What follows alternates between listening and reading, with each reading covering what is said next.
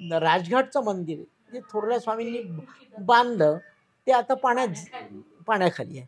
त्याच्यामुळे मला प्रत्येक परिक्रमा असे होतो की महाराजांनी दत्तप्रभूंची एवढी व्यवस्था केली की राजघाटच्या मंदिरात नाही, पण भालूच्या दत्त मंदिर एकमुखी दत्त मंदिर आम्हाला यायला मिळालं. म्हणजे हा योग केवढा मोठा आपल्या सर्वांसाठी घडवून आणलेला आहे. तुम्ही तो बालावधूतांचा उल्लेख केला हो मग ते रंगावधूतांचे शिष्य जे होते हो तेच सरकेचे. मला त्यांची भेट झाली होती. हो का? आणि दत्त संप्रदाय काय आहे हो. हे मला त्यांनी 2 तास हो माझ्या गुरूंच्या इच्छेनुसार मी त्यांच्याकडे हो बालवदूत माझा त्यांचा काही बालवदूतांनाच पाहिजे होती. हा बालवदूतांचे. आणि आम्ही चतुर्थी नंतर मूर्ती घेऊन आलो आणि दुसऱ्या दिवशी त्यांचे भाऊ जे आहे बच्चू भाई ते घ्यायला आले होते. ते म्हणे मूर्ती गेली बालवदला. त्यांचा एखादा फोटो मिळेल का तुम्हाला? मिळेल मला, मी देईल तुम्हाला. कारण मी खूप नंतर त्यावेळी ते मातरला असतात आणि प्रेम अवधूत जे होते ते लिंचला असायचे. महाराज रंगवधूत महाराज त्यांच्या शेतात राहायचे. अज्ञातवासात मध्ये ते रंगवधूत महाराज त्यांच्या शेतात असायचे. अवधूत बाल आणि बालादूत दोन्ही एकच आहेत? नाही, ते वेगळे. अवधूत बाल म्हणजे मी नारेश्वरला असताना ते दिवा बेटात होते. माझा संबंध अवधूत बालांशी आला होता. हा बरोबर. आणि त्यांनी काय माहिती नाही, मी असा गरुडेश्वर नारेश्वर सगळीकडे मी पारायण करत जात होतो. आणि त्यावेळी त्यांनी मला निरोप पाठवला की तुम्हाला मला भेटायचं. म्हटलं या ठिकाणी माझे कशी कोणाचाही कसला परिचय नाही आणि हे मला का बोलवत आहेत. म्हणून त्यांनी मला एक जण ग्रस्त आले बरोबर. ते म्हणे धोतर घेऊन आले, धोतर असल्याशिवाय ते बरोबर. त्याप्रमाणे मी गेलो त्यांच्याकडे. त्यांच्याकडे बरीच मंडळी बसली होती. त्यांना म्हणे जा तुम्ही, मला यांच्याशी बोलायचं. तर माझ्या मनात अनेक वर्ष काही शंका होत्या गुरुविषयी. त्यांनी मला सांगितलं की गुरुंनी तुम्हाला मला इथे पाठवलेलं आहे, तुमच्या गुरुंनी. तुमच्या मनात ज्या शंका आहेत त्या निरसन करण्यासाठी मला तुम्हाला इथे मी बोलवतो. खरं कसलाही माझा संबंध नाही. गुरुंना काळजी असतो आपली, खूप काळजी असते. दत्त संप्रदाय काय आहे हे जवळपास 2 तास त्यांनी मला नाही खूप म्हणजे एवढं असतं. त्यांचं वय 92 वगैरेच्या हो बरोबर आहे. मी असताना ते आले होते त्याला दिवा भेटत. तर पण कसं असते म्हणजे मी नारेश्वरला असताना एक गुरुविषयी जे गुरुंना केवढं या आपल्या शिष्याची काळजी म्हणा ज्ञान असते त्याचं उदाहरण मी नारेश्वरला ऐकलं. मी असताना की एकदा काय झालं की नारेश्वरला रंगवधूत महाराज असताना एक काहीतरी बडोद्याचे व्यापारी आले होते आणि त्या बडोद्याच्या व्यापाऱ्यांनी नित्यानंद स्वामींच्या विषयी काहीतरी रंगवधूत महाराजांना काहीतरी बोलले असतील. काय बोलले हे महाराजांनी त्या व्यापाऱ्याला माहीत. तर त्यावेळेला रंगवधूत महाराज हसले, फक्त काही बोलले नाही, हसले. तर ते असं थोडंसं त्यांनी सांगितले की अरे आपल्याला काय करायचं आहे, आपण आपलं काम करायचं. अशा पद्धतीने त्यांना तो विषय रंगवधूत महाराजांनी टाळला. आणि त्यानंतरच्या 8च दिवसात परिस्थिती अशी आली की त्या व्यापाऱ्याला मुंबईला काही कामास्तव जायचं काम पाहणं. तो मुंबईला जेव्हा बडोद्याहून निघाला त्यावेळेला मग त्याला लक्षात की बडोदा नारेश्वर आहे, बाबजीचं दर्शन घेऊनच निघू. आणि मग तो याला नारेश्वरला आले. त्याला रंगवधूत महाराजांनी सांगितलं मग आता तू चाललाच आहे मुंबईला तर गणेशपुरीला जाऊन ये, म्हणजे नित्यानंद स्वामींकडे. मोठा असा गरम पाण्याचे कुंड, नित्यानंद स्वामींकडे जाऊन ये. आता बाबजींनी सांगितलं गुरु आज्ञाप्रमाण. आणि ते विषय विसरून गेला असेल काय असेल. त्यावेळेला नित्यानंद स्वामींची प्रकृती बरीच खराब होती आणि लोक यायचे लाईनमध्ये. नित्यानंद स्वामी पाठ करून झोपायचे, म्हणजे लोक पाठीचं दर्शन करून निघून जायचे. पण याचा नंबर आल्याबरोबर नित्यानंद स्वामी एकदम या बाजूला वळले आणि रंगवधूत महाराजांचा जो शब्द हे बोलले होते त्या शब्दाचं उत्तर नित्यानंद स्वामींनी त्यांच्याकडे पाहून दिलं. आणि त्या माणसाला तो बिचारा एकदमच हे झाला की मी कुठे बोललो होतो नारेश्वरला आणि हे उत्तर आज मी इथे ऐकतोय गणेशपुरी. ते तसाच तो पुन्हा रात्री नारेश्वरला आला, महाराजांकडे जाऊन रडला की अरे हे असं घडलं. मग झालं, म्हणजे समजायचं. बाकी तुझ्या ज्या शंका होत्या मिटल्या आहेत ना तिथे.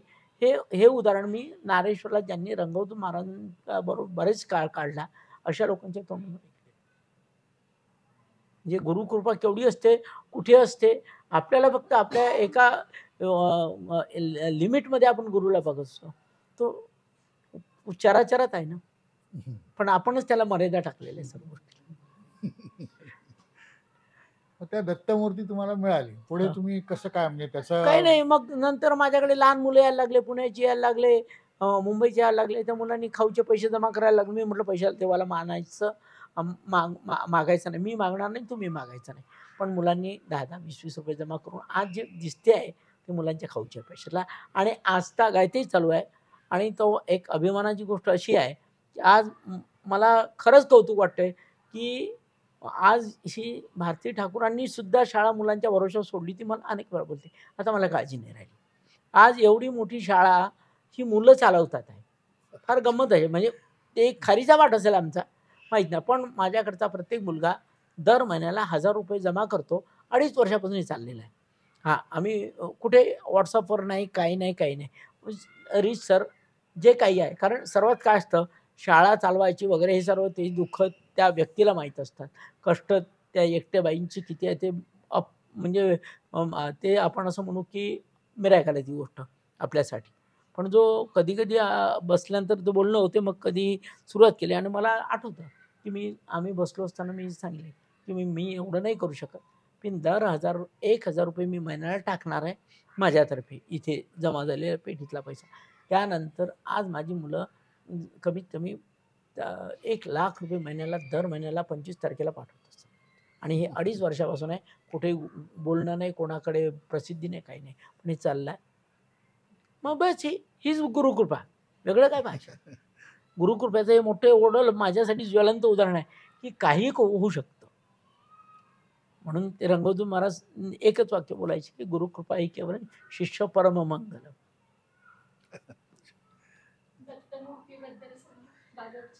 हा, मी बोललो ना, फार अप्रतिम आहे. तिथे शाळीग्राम आहे, छातीवर गोमुख दिसते, आणि सूक्ष्मदृष्टीने पाहिले किंवा बसले तर तुम्हाला ते योगाचे 6 चक्र पण दिसतात. आज्ञाचक्रापासून मुलाधारापर्यंत कुठलाही प्रकाश त्याच्यावर आला की लगेच ते दिसतं. नाही, प्रकाश नसला रात्री दिसतं. रात्री प्रकाश नसतो ना, देव झोपले की आम्ही लाईट बनतो, पण रात्री तेही दिसतं. जेव्हा देवाला झोपवतो ना. साधारण किती जुनी आहे ती आतापर्यंत काही जे काही 2-4 आर्कॉलॉजिस्ट माझ्याकडे येऊन गेले, तेव्हा बहुतेक त्यांच्या मतानुसार डॉक्टर रघुराज वगैरे होते, ते येऊन गेले आपले मुल्हेरचे. त्यांना आर्कॉलॉजिकली याच्यातच त्यांनी हे मिळवलं होतं. तर त्याच्यामध्ये ती 12व्या शतकातली असावी असं म्हणतो. चौलकालीन राजेंद्र सिंह चौल, मला बऱ्याच लोकांनी ती नावही दिले की राजेंद्र सिंह चौल जे चंदावरचे होते, त्यांच्या काळात आपल्या देशातला घोटीव मूर्तीचा सर्व मोठा ऐश्वर्याचा काळ होता. तर त्या काळातलीच ती आहे असं त्यांचं मत आहे. हा, अखंड शाळीग्राम आहे. अखंड शाळीग्राम खरंच म्हणजे वेगळंच काहीतरी, म्हणजे ते शब्दात वर्णन करण्यासारखंच नाही. वा वा. पुढे आता नर्मदा परिक्रमावासियांची सेवा चालू आहे. आता आपण अलीकडेच मुलांच्या खाऊच्या पैशातून ॲम्ब्युलन्स झालेली आहे, आणि आपण आता ती ॲम्ब्युलन्स या चातुर्मासानंतर आपल्याकडे बालोदलाच आहे ती, तर आपण त्या शूलपाणीच्या जंगलामध्ये जी परिक्रमावासी आजारी पडतात किंवा त्या एरियातले जी लोक आहेत त्यांच्या सेवेला याच्या दसऱ्याला मी पाठवणार आहे. हां, म्हणजे 100 किलोमीटरचा एरिया तो आसपास कव्हर होईल. इकडे आपला कुलदीप म्हणून एक काम करतो वडफळीला, तिथून नंदुरबारपर्यंत येता येईल आपल्याला. आणि इकडून झरवाणी म्हणून एक गुजरातमधलं गाव आहे, तिथून तेवढ्यापासून ती गरुडेश्वरला लवकर आणते. त्या 2 परिसरात आपण ती ॲम्ब्युलन्स आता या चातुर्मासामध्ये दसऱ्याच्या दिवशी पाठवणार आपण. हो, अगदी. आताही सध्या पारायण चालूच आहेत आपल्याकडे. आपण काय केलं की जास्तीत जास्त साधना व्हावी हा उद्देश, म्हणजे थोडंसं फिरणे वगैरे याच्यापेक्षा काहीतरी सर्वांची साधना व्हावी हा दृष्टिकोन. हा, नाही, बऱ्याच ते काय आतमध्ये जातात, बरेच लोक जातात, आणि विशेषतः गाड्यांनी येणाऱ्या लोकांना कसा तो रूट आतमध्ये माहिती. आणि आपण तसं काही कुठे प्रसिद्धी नाही केली. म्हणजे आता हे थोडेसे परिक्रमावासी यायला लागले, पुस्तकं झाले. पहिलं हा पद्यकाकांकडून म्हणजे प्रथम आपले जगन्नाथजी कुंटेच आले होते, त्यांच्या पुस्तकात पहिला उल्लेख आहे. कारण त्यांनी जगन्नाथजी कुंटेंनी परिक्रमेच्या आधी आपल्या त्या औदुंबराखाली पारायणच केलेलं आहे. हा हा आहे, उजव्या सोंडेचाच आहे तो. म्हणजे कल्पना नाही काय घडतं माहीत नाही, पण घडून राहिलं. आता गेल्या 2 वर्षापूर्वी मोठ्या स्वामींनी दिलेल्या बापटांकडच्या पादुका त्यांच्या आत्यांना दिलेल्या, स्वामींनी दिलेल्या 140 वर्षापूर्वी, त्या पादुका आपल्याकडे आलेल्या आहे. वाडीवरून आपल्याकडे चांदीच्या पादुका आल्या, गाणगापूरून नरसिंह सरस्वती स्वामींची मूर्ती पण आली आहे. ते महाराजांची इच्छा. पादुका म्हणून पादुकांचं काय महत्व आहे विशेष? कारण इतर धर्मांमध्ये कुठे पादुकांचं आपल्याला हे दिसत नाही, इतर पंथांमध्ये कुठे पादुकाचं, पण विशेषतः दत्त संप्रदाय किंवा ह्याच्यामध्ये आपण पादुका विशेष काय महत्व आहे? विशेष काय निर्गुण उपासना आहे ती. शेवटी गंमत अशी आहे, म्हणजे आता त्याच्यावर तो विषय काढला म्हणजे एक छोटीशी गोष्ट सांगतो आपल्याला, की एक मनुष्य होता. त्या मनुष्याला म्हणजे त्याच्याकडे 19 उंट होते. अत्यंत हुशार होता. गावातले लोक त्यांच्याकडे आपली समस्या घेऊन यायचे आणि त्याच्या रीतीने निराकरण तो करत असे. त्याच्यामुळे तो खूप लोकप्रिय होता लोकांसाठी. आणि कुठलाही समस्या आली तर तो मात्र त्या पद्धतीने त्यांना मार्गदर्शन करायचा. तर एकदा काय झालं की तो मृत्यूच्या वेळेला त्यांनी एक मृत्यूपत्र स्वतःच करून ठेवलं होतं. त्याच्यामध्ये त्यांच्याकडे 19 उंट होते आणि 19 उंटामध्ये त्यांनी लिहून ठेवलं मृत्यूपत्रात की माझ्या या उंटांपैकी अर्धे उंट माझ्या मुलाला मिळावे, अर्धे उंटानंतर 1/4 उंट माझ्या मुलीला मिळावे आणि 1/5 उंटांचा वाटा माझ्याकडे मला जिनी सेवा केली त्या कामवालीला मिळावा, नोकराणीला. तर त्याप्रमाणे मग असं लिहून मरून गेला. मग त्यांनी याचा हिशोब बसला वाटणी करायला. तर आता बघा 19 उंटामध्ये अर्ध होत नाही. म्हणजे आता म्हणे बरं जाऊ दे, आता दुसऱ्या मुलीचा हिस्सा पाहू. 1/4 19 उंटाचा करता येत नाही, 1/5 करू, तोही होत नाही. आपले बाबा एवढे सर्वांना मार्गदर्शन करण्याने आपल्याला असं का केलं काय? तर मग ते लोक, गावातले लोक डोकं लावायला, कोणाचं डोकं लागलं नाही त्याच्या, म्हणजे काही निर्णयच घेता येत नव्हता. तर मग कोणीतरी सांगितलं की आपल्या शेजारी त्याचा मित्र आहे, तोही तेवढाच हुशार आहे, बघू त्याच्याकडे जाऊन. मग ते दुसऱ्या गावात गेलेत आणि त्यांना असं असं लिहिलं. अरे म्हणे काय 5-10 मिनिटाचा निर्णय आहे तो, तुम्ही एवढं इथपर्यंत धावपळ कशाला केली? उद्या सकाळी मी तुमच्या गावात येतो आणि हा निर्णय 5 मिनिटात लावून टाकतो. मग दुसऱ्या दिवशी तो माणूस दुसऱ्या गावाला असल्यामुळे त्याच्या उंटावर बसून आला आणि मग आणा ते तुमचे उभे करावे एका लाईनमध्ये. बस 19 उभे केले. पण हा माझा उंट तिथे मिळवा, त्याला उभं करा. मग चला म्हणे या 20चा 10 एक अर्धा हिस्सा किती होतो? 10, घेऊन जा. मग म्हणे आता 20चा 4था हिस्सा किती होतो? 5, घेऊन जा. 20चा 5वा हिस्सा किती होतो? 4. मग उरलेला उंट माझा मी घेऊन चाललो. म्हणजे सांगायचं तात्पर्य मला काय आहे की खरं त्याच्या मागचं रहस्य आपण समजूया की पंचप्राण, पंचज्ञानेंद्रिय आणि पंचकर्मेंद्रिय हे आपल्या आयुष्यातले, आपल्या शरीरातले असणारे, देहातले असणारे 15 उंट आहे. काय म्हणजे आपण कर्मेंद्रियावर खूप डिपेंड आहोत, ज्ञानेंद्रियावर नाही, मला कळते ते बरोबर आहे काय, पण निसर्गाचा, ईश्वराचा नियम अजून वेगळा असतो. आणि उरलेलं मन, बुद्धी, चित्त आणि अहंकार, हे 4 गोष्टी आपल्या आतमध्ये सूक्ष्म देहात आहेत, त्या दिसत नाही पण आहेत. ते असे 15 आणि 4 19. पण चैतन्य रूपी उंट आपण त्याच्यात मिळवला तर 19 उंटाचा हिशोब लागू शकतो. आपण बोला.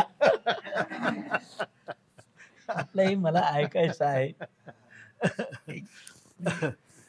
तुमची मला काहीच बोला. मी चुकून बोललो तुम्हाला की पंचभूत, 5 भूत आपल्या शरीर, हा देह निर्माण झालेला, पंचभूत, पंचप्राण आणि तुमचे पंच ज्ञानेंद्रिय, असे 15 उंट आहेत. हा नाही म्हणून मग ते पटकन आलं लक्षात. असंच रे आपण तुमचं ऐकूया. पण माझा ऐकल्याने रेकॉर्ड व्हायला काही बिघडत नाही. माझ्याकडे आहे, माझ्याकडे आहेच ना. म्हणजे ते तिकडे माझंही कॉन्सन्ट्रेशन नाही तर माझं इकडे लक्ष राहील जास्त. हा, मी अरविंद आठले आणि योगमार्गी साधारण मी 7 वर्ष हठयोग केला. हठयोगामध्ये शरीराबाहेर जाणे, ॲस्ट्रल ट्रॅव्हल वगैरे अनेक गोष्टी मला त्या शिकायला मिळाल्या. आणि त्यानंतर मला असं वाटलं की गुरुशिवाय काही अर्थ नाही. मी रिझर्व्ह बँकेत नागपूरला होतो नोकरीला. नोकरी सोडली अर्धवट, संसार सोडला आणि गुरुच्या शोधार्थ म्हणून बाहेर पडलो. आणि मग फिरता फिरता आळंदीला नरसिंह मठामध्ये मला पुढची दिशा मिळाली. त्यांच्याशी बोलणं झालं.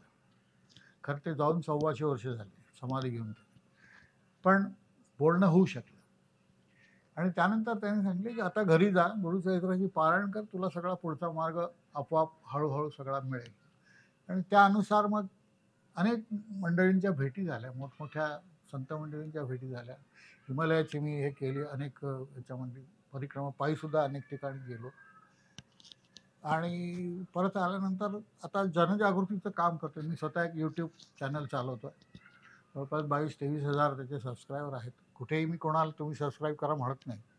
त्याची जी काही क्वालिटी आहे त्याच्यामुळे आपोआपच लोक ते ऐकलं की पुढचं हे करतात. माझी स्वतःची त्याच्यावर 350 जवळपास व्याख्यानं वेगवेगळ्या विषयांवर आहेत. योगमार्ग किंवा गुरु किंवा गुरुची संकल्पना अतिशय स्वच्छ व्हावी. गुरु म्हणजे चमत्कार नाही, हा भाग त्याच्यामध्ये आला पाहिजे. हा भाग त्याच्यात आल्याशिवाय गुरुच्या तत्व म्हणून मानलं पाहिजे. आपण गुरु देहाला गुरु मानू नये. तो देह उद्या काही चुकला, आता आपण उदाहरण पाहतो, जेलमध्ये गेलेलेही गुरु आहेत आपल्याकडे. हे का झालं? आणि यांनी अशा ज्या श्रद्धा ठेवल्या असतील अशा गुरूंवर, त्यांची परिस्थिती अत्यंत कठीण होते. गुरुची श्रद्धाच निघून जाते. गुरुची श्रद्धा जाणं ह्याच्या इतकी शिक्षा दुसरी कुठलीही मोठी आयुष्यात नाही. खरंच आहे, खरंच प्रचंड म्हणजे तुम्ही कल्पना नाही करू शकत. मी तो अनुभव घेतला म्हणून. खरंच आहे. गुरुची श्रद्धा अत्यंत बळकट असायला लागते आणि त्या श्रद्धेशिवाय गुरु तुम्हाला फळ देत नाही. हे जर फळ मिळायचं असेल तर सुयोग्य गुरु पाहिजे. आणि गुरुला शरीर न मानता गुरुला तत्व माना. अनेक मंडळी वेगवेगळी येऊन तुम्हाला त्या त्या ठिकाणी उपदेश करतील. हा अनुभव तुम्हाला सत्य आहे की अनेक मंडळी तुमच्या मार्गात येतात आपोआप. वेगवेगळ्या तत्वांचं तुम्हाला आपोआप दर्शन होतं. वेगवेगळे गुरु तुम्हाला येतात, तिथे तुम्हाला त्या त्या ठिकाणी उपदेश करून ते निघून जातात. रामकृष्ण परमहंसांचं चरित्र पहा, किती गुरु आले त्यांच्या आयुष्यात. प्रत्येक जण आला, काहीतरी शिकवून पुन्हा निघून गेला. पुढचा गुरु आला. हे एक एक स्टेप आहे. आणि ह्या स्टेप पासून ते अगदी वर निर्गुण निराकार समाधीपर्यंत त्यांची जी काही वाटचाल झाली, ही वाटचाल फार पाहण्यासारखी असते. म्हणून गुरुवर कधीही शरीर म्हणून श्रद्धा ठेवू नका. गुरु हे तत्व आहे आणि ते तुम्हाला आज न उद्या कुठल्याही रूपाने येईल. जडशरांनी आलं पाहिजे अशी आवश्यकता नाही. एखादं छोटं पोर तुम्हाला एखादी सजेशन, तुम्हाला एखादी सूचना दिली आणि त्यातून तुम्हाला हे समजेल की आपण काय केलं पाहिजे. बरोबर तो तुम्हाला कधी मोकळं सोडत नाही. तुमची सिन्सिअरिटी पाहिजे आणि कुठल्याही चमत्काराची अपेक्षा न धरता, सांसारिक सुखाची अपेक्षा न धरता हे गुरुचं कार्य तुम्ही केलं पाहिजे.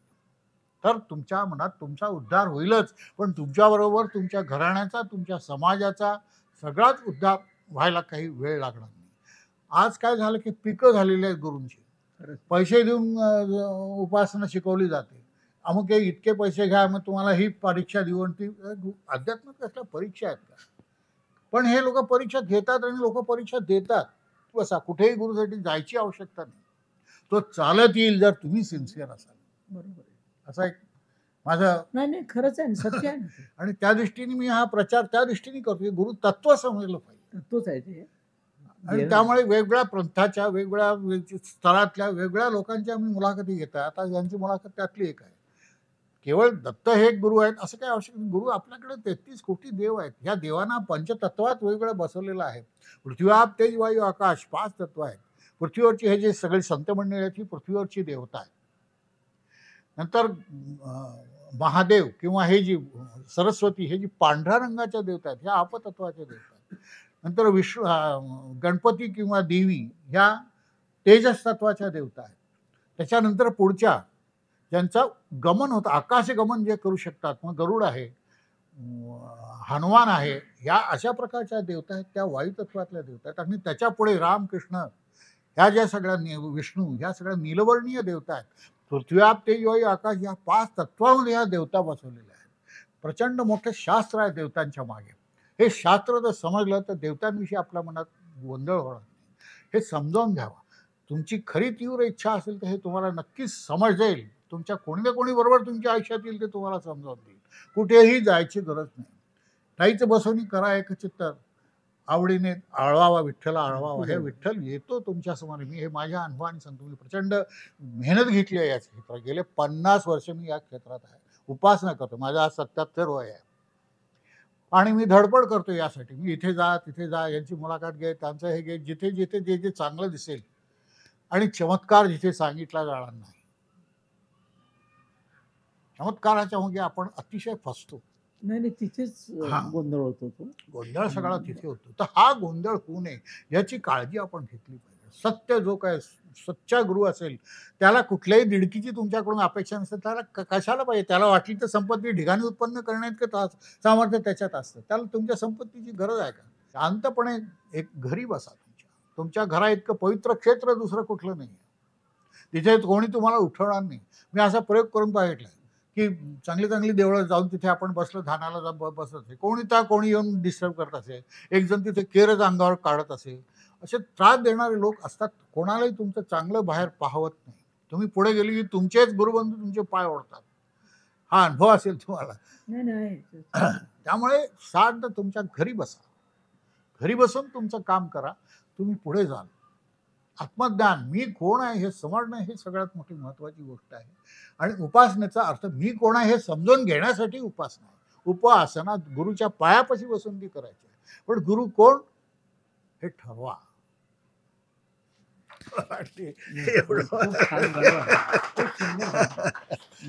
खरंच त्यांनी एक जी मुद्द्याचं बोललं हे नका करू.